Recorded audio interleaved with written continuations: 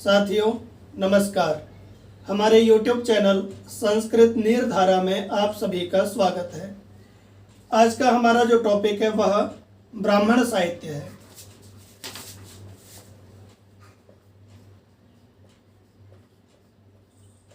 ब्राह्मण साहित्य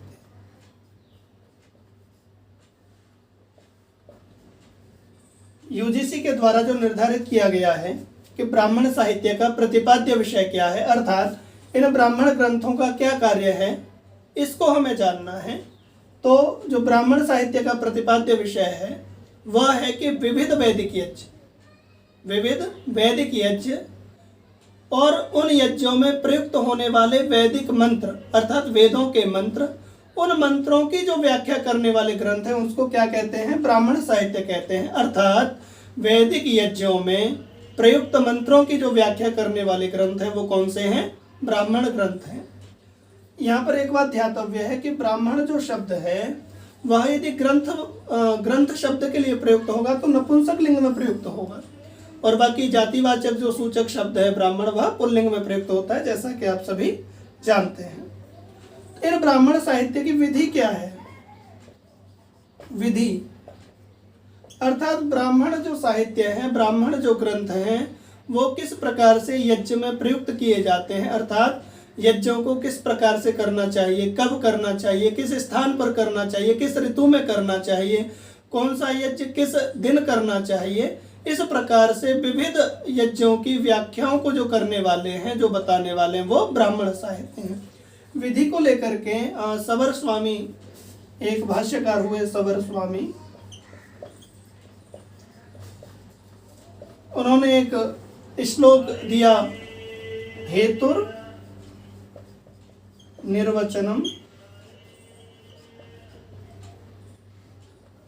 निंदा प्रशंसा संशयो विधि। हेतुर निर्वचनम निंदा प्रशंसा संशयो विधि परक्रिया पुराकल्प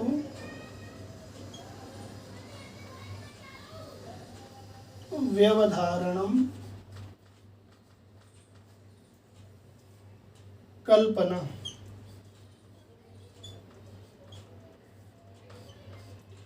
उपमानम दशयिते तो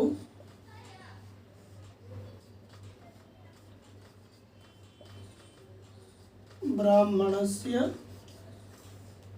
विजानतः।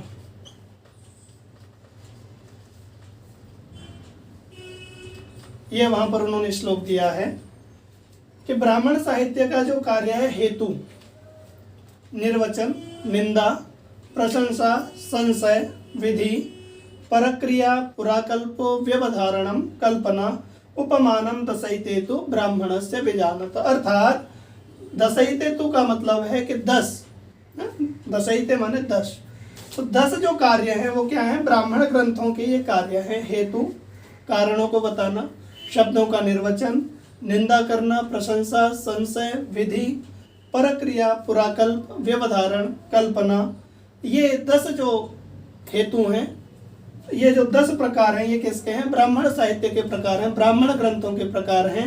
कि जो 10 इन्होंने ये जो शब्द दिए हैं, ये 10 के 10 शब्द जो है ब्राह्मण ग्रंथ इन कार्यों को करने वाले हैं। उसके बाद विधि के पश्चात उसके प्रकार, अर्थात ब्राह्मण साहित्य में कौन कौन से प्रकार हैं।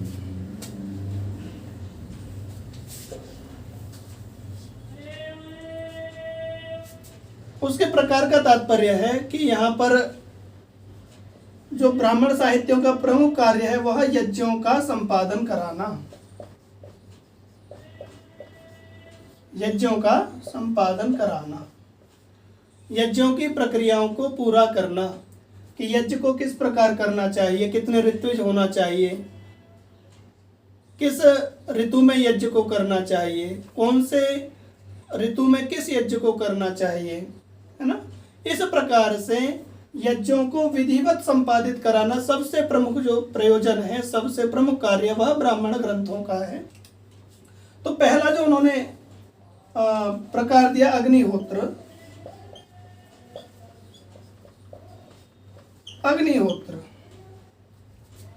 अग्निहोत्र यज्ञ क्या है? अग्निहोत्र यज्ञ है कि सुबह और सायं अर्थात दैनिक यज्ञ।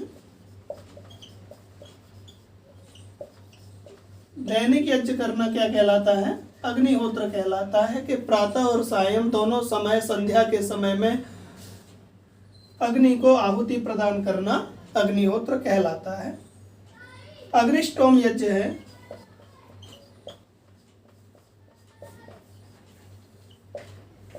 अग्निष्टोम यज्ञ का तात्पर्य है कि अग्नि की स्तुति करना, कि कुछ विशेष मंत्रों के माध्यम से अग्नि की स्तुति करना, अग्निदेव की स्तुति करना अग्निष्टोम यज्ञ कहलाता है। इसके बाद दर्श पूर्णमास यज्ञ, उन्होंने अगला जो यज्ञ दिया है वो दिया है दर्श पूर्णमास यज्ञ।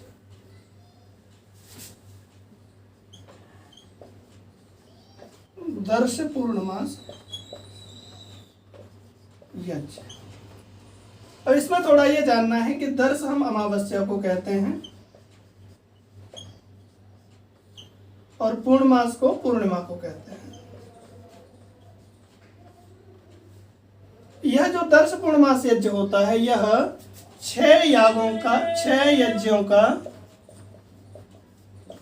समन्वित रूप होता है।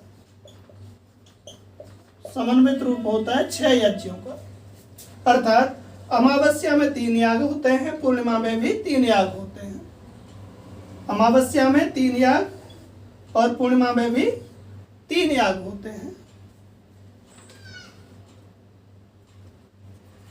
कौन कौन से 3 याग होते हैं? पहला है अमावस्या का, देखते हैं सबसे पहले तो अग्नि प्रीत्यर्थक,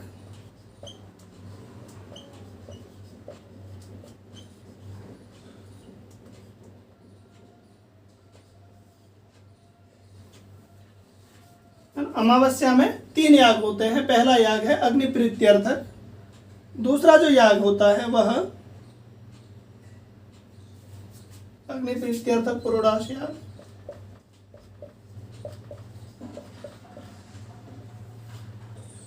दूसरा होता है इंद्र प्रीत्यर्थक,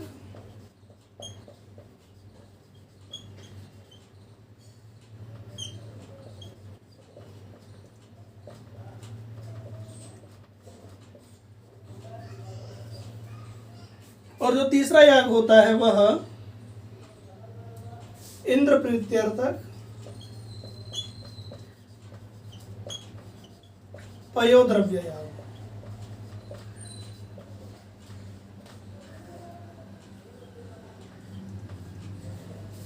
ऐसे करके अमावस्या में ये 3 याग होते हैं। अग्नि प्रीत्यर्थक पुरोडाश याग, दूसरा होता है इंद्र प्रीत्यर्थक पुरोडाश याग और तीसरा होता है इंद्र प्रीत्यर्थक पयोद्रव्य याग। ये अमावस्या के 3 याग हैं। उसके बाद पूर्णिमा के 3 याग होते हैं। वह कौन कौन से होते हैं, इस चीज को हमें जानना है। पूर्णिमा के 3 याग, ये अमावस्या के हो गए अग्नि प्रीत्यर्थक, इंद्र प्रीत्यर्थक पयोद्रव्य याग। उसके बाद पूर्णिमा के 3 याग कौन से हैं, इस चीज को हम जानते हैं। पूर्णिमा के 3 याग कौन से हैं? अष्टकपाल पुरोडाश याग,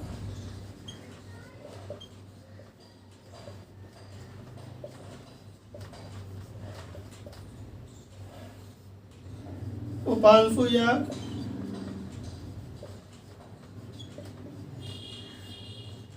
और तीसरा होता है एकादश कपाल पुरोडाश याग।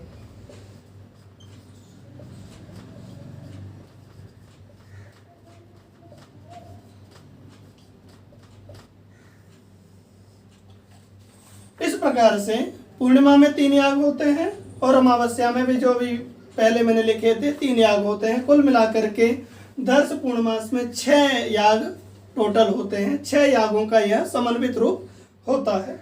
इसमें थोड़ी सी कुछ बातें विशेष हमें जाननी हैं और वो ये हैं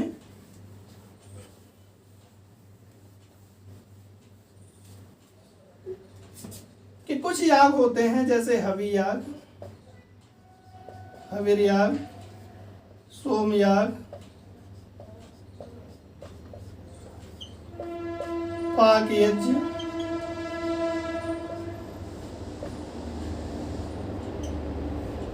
ये कितने कितने होते हैं, बहुत बार ये प्रश्न पूछ लिया जाता है। तो हवि याग 7 होते हैं, सोम याग 7 होते हैं, पाक यज्ञ भी 4 होते हैं।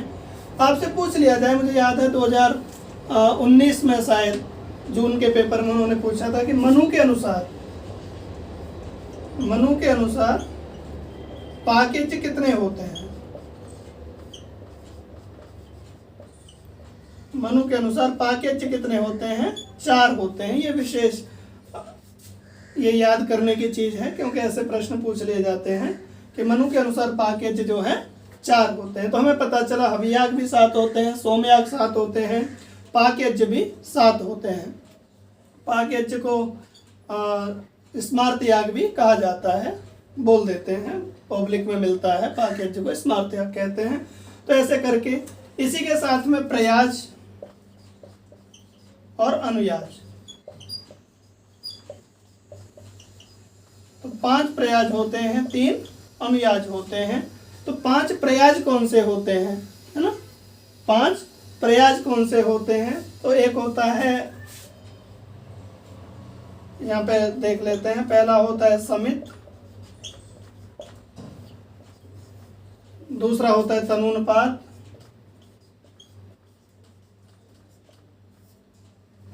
तीसरा होता है नारासंस, चौथा होता है वर्रिसद,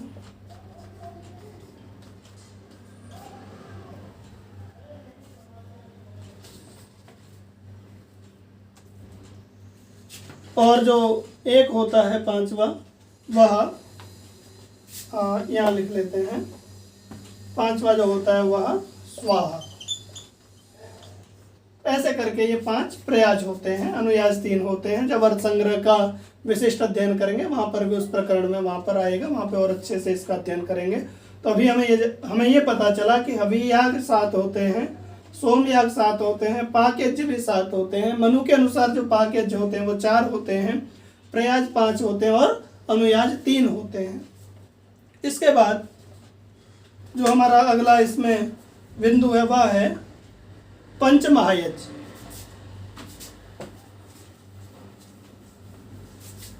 पंच महायज्ञ अर्थात पंच महायज्ञ, पंच माने 5। तो 5 महायज्ञ कौन से हैं?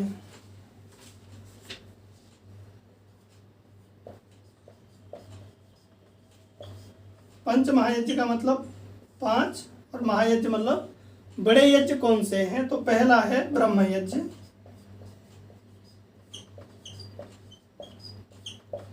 ब्रह्म यज्ञ का तात्पर्य है कि दोनों समय में सुबह और सायं ईश्वर की भक्ति करना, ईश्वर का ध्यान करना ब्रह्म यज्ञ कहलाता है। सत्तो ब्राह्मण में स्वाध्याय वही ब्रह्म यज्ञ भी है,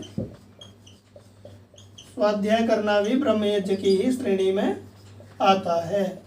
ये सत्तो ब्राह्मण का वचन है। तो ब्रह्म यज्ञ के दोनों समय संध्या के ईश्वर की उपासना करना, ईश्वर की भक्ति करना ब्रह्म यज्ञ कहलाता है। दूसरा जो यज्ञ है देव यज्ञ।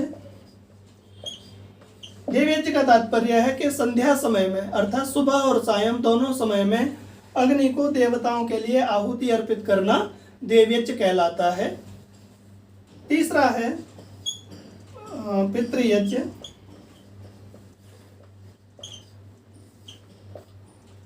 पितृयज्ञ का मतलब है कि घर में जो बुजुर्ग हैं, जो बड़े हैं, जो माता पिता हैं, उनकी सेवा शुश्रूषा करना पितृयज्ञ कहलाता है। उनके प्रति सम्मान का भाव रखना, श्रद्धा का भाव रखना पितृयज्ञ कहलाता है।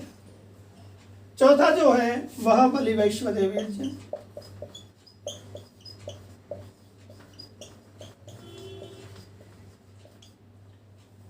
बलि वैश्वदेव यज्ञ का तात्पर्य है कि जब हम भोजन निर्माण घर में करें, उस भोजन में से कुछ भोजन पशु पक्षियों के लिए भी निकाल कर रख दें, जिससे पशु पक्षियों को हम जो है उस भोजन को दे सकें।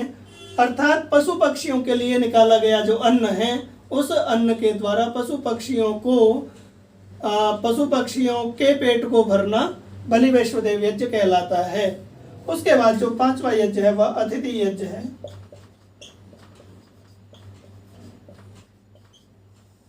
अतिथि यज्ञ का मतलब है कि हमारे घर में कोई मेहमान, कोई साधु सन्यासी, कोई आचार्य हमारे घर में आए तो उनके प्रति श्रद्धा सम्मान, उनको भोजन इत्यादि कराना अतिथि यज्ञ कहलाता है। इस प्रकार से ये 5 महायज्ञ हैं। पहला यज्ञ है ब्रह्म यज्ञ, अर्थात ईश्वर की भक्ति करना सुबह और शाम। दूसरा है देव यज्ञ, अर्थात संध्या समय में, अर्थात दोनों समय, सुबह और सायं दोनों समय क्या है, अग्नि के माध्यम से देवताओं को आहुति अर्पित करना देव यज्ञ कहलाता है। तीसरा जो यज्ञ है पितृयज्ञ है, घर में माता पिता बुजुर्गों की सेवा शुश्रूषा करना, उनके प्रति श्रद्धा का भाव रखना पितृयज्ञ कहलाता है। चौथा जो यज्ञ है बलि वैष्णोदेव यज्ञ, अर्थात जब हम भोजन का निर्माण करें उस भोजन में से पशु पक्षियों के लिए कुछ अंश निकाल देना बलि वैष्णोदेव यज्ञ कहलाता है। और पांचवा जो यज्ञ है अतिथि यज्ञ, अर्थात हमारे घर में साधु सन्यासी आचार्य कोई आ जाए उनके प्रति श्रद्धा का भाव रखना, उनके प्रति सम्मान का भाव रखना अतिथि यज्ञ कहलाता है। इस प्रकार से हमारा जो पाठ्यक्रम में ब्राह्मण साहित्य का प्रतिपाद्य विषय हमने जाना, विधि उसकी जानी, उसके प्रकार जाने, उसके बाद अग्निहोत्र, अग्निष्टोम, दर्श, पूर्णमास यज्ञ, पंच महायज्ञ, यहाँ तक हमने अभी अध्ययन किया है। उसके पश्चात इसमें आख्यान है, 2 आख्यान हैं, एक शुनहशेप आख्यान और एक वांगमनस आख्यान। इन दोनों को हम जानेंगे।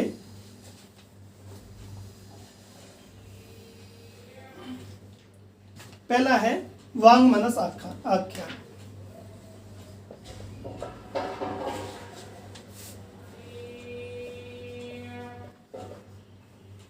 वांगमनस आख्यान अर्थात हमें पता चल रहा है कि वांग मनस, वांग माने वाणी और मनस माने मन, अर्थात वाणी और मन का जो आख्यान है उसे वांगमनस आख्यान कहेंगे। वाणी और मन का जो आख्यान है उसे वांगमनस आख्यान कहेंगे। ये कहाँ पे प्राप्त होता है यदि आपसे पूछ लिया जाता है तो यह जो आख्यान है वह शतपथ ब्राह्मण में प्राप्त होता है। वांगमनस आख्यान कहाँ प्राप्त होता है? शतपथ ब्राह्मण में हमें प्राप्त होता है। अब इसके पीछे थोड़ी सी छोटी सी कथा है, उस कथा को हमें जानना है कि मन और वाणी का विवाद है। मन और वाणी का विवाद है। वो विवाद क्या है कि मन ने वाणी से कहा कि मैं श्रेष्ठ हूँ। मन ने वाणी से कहा, ध्यान से सुनना, मन ने वाणी से कहा कि मैं श्रेष्ठ हूँ। क्यों श्रेष्ठ हूँ? क्योंकि पहले मैं अंदर आता हूँ, मन में भाव आता है, उसके बाद वाणी के द्वारा प्रयुक्त शब्द होते हैं। इसलिए मन ने कहा कि मैं श्रेष्ठ हूँ क्योंकि पहले मैं अपने अंदर जाना जाता हूँ, अर्थात समझता हूँ, उसके बाद वाणी में प्रयुक्त होता हूँ। वाणी ने कहा नहीं, ऐसा नहीं है, मैं श्रेष्ठ हूँ क्योंकि मेरे द्वारा तुम प्रयुक्त होते हो, मेरे द्वारा शब्दों को बाहर प्रयुक्त किया जाता है, इसलिए मैं श्रेष्ठ हूँ। क्योंकि मैं यदि प्रयुक्त ना करूँ शब्दों को तो तुम्हारा जानना व्यर्थ है। इसलिए ये दोनों विवाद करते करते कहाँ पहुँचे? ये दोनों विवाद करते करते प्रजापति ब्रह्मा के पास पहुँचे। प्रजापति ब्रह्मा के पास ये दोनों पहुँच गए। वहाँ पर जाकर के इन्होंने अपनी कथा बताई कि हम दोनों में ये विवाद चल रहा है कि मैं श्रेष्ठ हूँ कि मन श्रेष्ठ है, अर्थात वाणी श्रेष्ठ है कि मन श्रेष्ठ है। प्रजापति ब्रह्मा से इन्होंने कहा कि इसका निर्णय कर दो। तो प्रजापति ब्रह्मा ने कहा कि वाणी और मन में मन श्रेष्ठ है। प्रजापति ब्रह्मा ने क्या कहा कि वाणी और मन में मन श्रेष्ठ है। क्यों? क्योंकि पहले वह अपने अंदर शब्दों को समझता है, अपने अंदर शब्दों को जानता है, उसके द्वारा तुम उन शब्दों को प्रयुक्त करती हो, इसीलिए मन श्रेष्ठ है, तुम मन से छोटी हो। अब वाणी को यह सुनकर के अच्छा नहीं लगा, तो वाणी ने प्रजापति ब्रह्मा को श्राप दिया। क्या श्राप दिया? कि मेरे द्वारा अब तुम्हारी जो आहुति दी जाती है वह आहुति नहीं दी जाएगी। अर्थात जब आप यज्ञ करते हैं, सामान्य प्रकरण के मंत्रों को पढ़ते हैं, जब पवमान आहुति के पश्चात जो प्रजापते स्वाहा करके मंत्र, वहाँ पर मौनाहुति लिखी हुई है, अर्थात प्रजापति का मन में चिंतन। क्यों? क्योंकि वाणी ने श्राप दिया कि तुम वाणी के द्वारा प्रयुक्त नहीं होगे, इसीलिए प्रजापति को मन में चिंतन करके आहुति वहाँ पर प्रदान की जाती है। उसे मौनाहुति के नाम से भी जाना जाता है। तो इतनी सी इसमें बात है, इतना सा इसका आख्यान है कि वाणी और मन में विवाद हुआ कि दोनों में श्रेष्ठ कौन है। यह विवाद बढ़ते बढ़ते प्रजापति ब्रह्मा के पास गया। दोनों पहुंचे और प्रजापति ब्रह्मा से इन दोनों ने पूछा कि हम में से श्रेष्ठ कौन है। तो प्रजापति ब्रह्मा ने कहा कि मन श्रेष्ठ है, क्योंकि मन पहले समझता है, जानता है, उसके बाद तुम उन शब्दों को प्रयुक्त करती हो। इसको सुनकर के वाणी को थोड़ा क्रोध आया और उन्होंने प्रजापति ब्रह्मा को श्राप दिया कि तुम मेरे द्वारा शब्दों के द्वारा प्रयुक्त नहीं किए जाओगे। इसीलिए प्रजापति ब्रह्मा की जो आहुति है वह मौनाहुति के नाम से वहां पर यज्ञों में जानी जाती है। इस प्रकार से इस आख्यान की पूर्ति है। इस आख्यान को आप इस प्रकार से समझ सकते हैं। यहाँ पर यह वांगमनस आख्यान पूरा हो जाता है। और विस्तृत पढ़ने के लिए आप शतपथ ब्राह्मण के ग्रंथ को उठा करके वहां पे पढ़ सकते हैं। दूसरा जो आख्यान है वह शुनहसेप आख्यान है।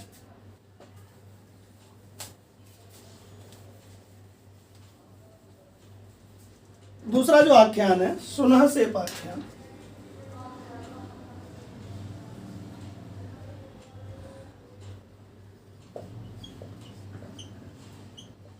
शुनहसेप आख्यान।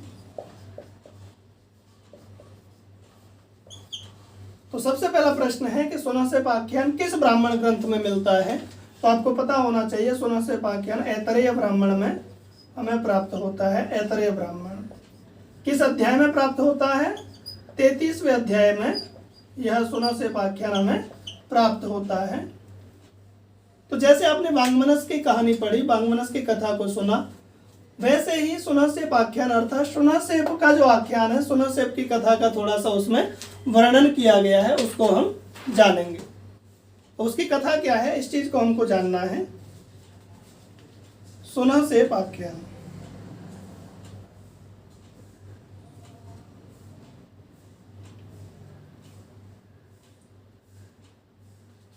शुनहसेप जो आख्यान है इसको जानेंगे। मैं भी उसमें से ब्राह्मण ग्रंथ में से इसका फोटो लेकर के आया हूँ, मैं आपको बता रहा हूँ। संस्कृत में है, कश्चित हरिश्चंद्र नाम को निसंतान राजा आसी, कि कोई हरिश्चंद्र नाम का निसंतान राजा था, अर्थात उसके कोई भी पुत्र नहीं था।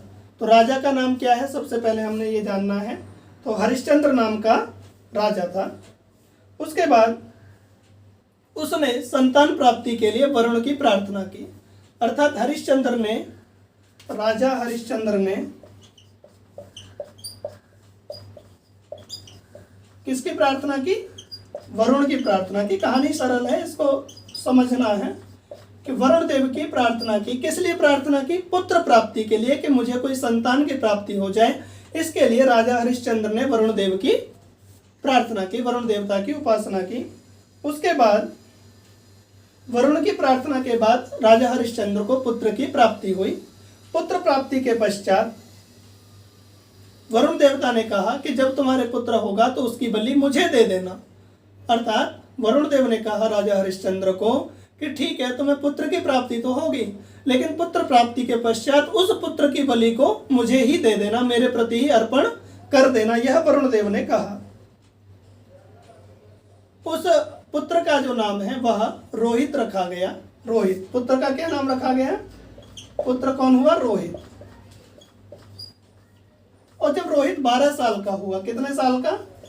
जब रोहित 12 साल का हुआ तो वरुण देव के डर से कि कहीं मेरी बलि ना दे दी जाए, उसके लिए वह रोहित कहाँ चला गया? वन को चला गया। वन चला गया। ठीक है। वरुण राजा हरिश्चंद्र ने पुत्र प्राप्ति के लिए वरुण देव की प्रार्थना की। तो वरुण देव ने कहा कि जब तुम्हारे पुत्र होगा तो उसकी बलि मुझे ही दे देना। तो इस प्रकार से राजा हरिश्चंद्र के पुत्र हो गया। लेकिन पुत्र मोह में आकर के 12 साल तक वरुण देव को राजा हरिश्चंद्र ने बलि नहीं दी। जब पुत्र रोहित 12 साल का हुआ तो वरुण देव के भय से पुत्र रोहित कहाँ चला गया? वनम जगाम। वनम जगाम का तात्पर्य है कि वन में चला गया। इधर क्या हुआ? वरुण देव के श्राप से जो राजा हरिश्चंद्र हैं वो जलोदर है ना, जलोदर रुजाग्रस्तो बभूव, अर्थात जलोदर नामक रोग से ग्रस्त हो गए। वरुण देव ने श्राप दे दिया किसको? राजा हरिश्चंद्र को, कि उन्होंने बलि नहीं दी, इसलिए राजा हरिश्चंद्र को वरुण देव ने श्राप दे दिया। और श्राप दिया कि जलोदर रोग इनको हो जाए। जलोदर गांव की भाषा में हैजा भी बोला जाता है। तो राजा हरिश्चंद्र जो है जलोदर नामक रोग से ग्रस्त हो गए। इसके बाद जब रोहित वन में पहुंच गए तो वहां पर इनको इंद्रदेव की प्राप्ति हुई, इंद्रदेव मिले और इंद्र ने रोहित को चरैवेति का उपदेश दिया।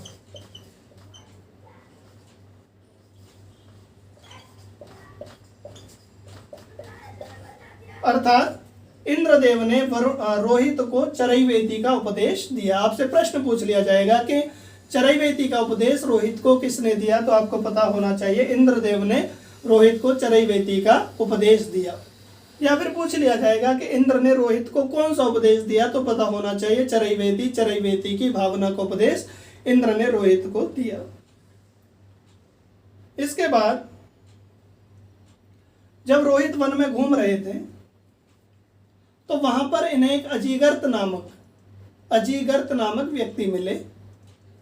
और अजीगर्त नामक व्यक्ति वो ब्राह्मण थे। उनके 3 पुत्र थे। तीनों पुत्रों में से जो ये सुनासेप है यह मझले पुत्र थे, अर्थात मध्यम पुत्र थे।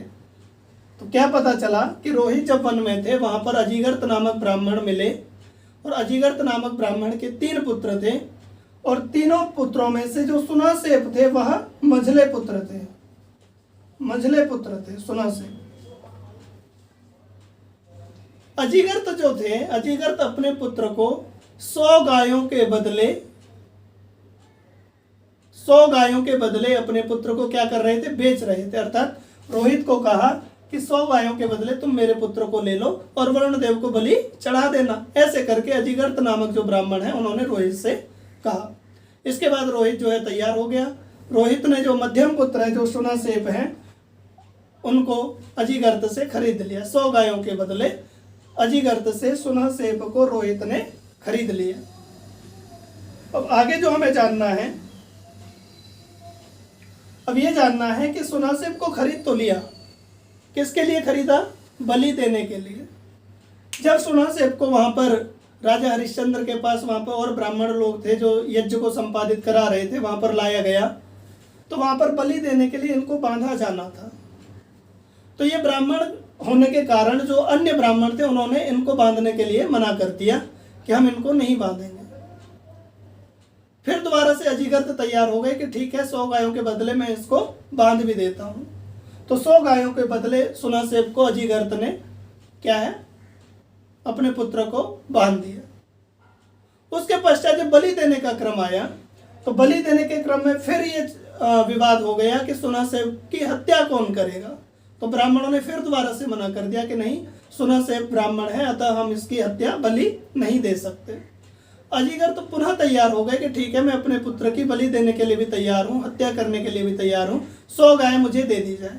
अर्थात 100 गायों के बदले फिर दोबारा से सुनासेप की बलि देने के लिए अजीगर्त तैयार हो गए। तो एक बात तो आपको पता चली कि सुनासेप के पिता का नाम क्या है, पिता कौन है, अजीगर्त। किसके पिता का नाम है, सुनासेप के पिता का नाम अजीगर्त। तो जिस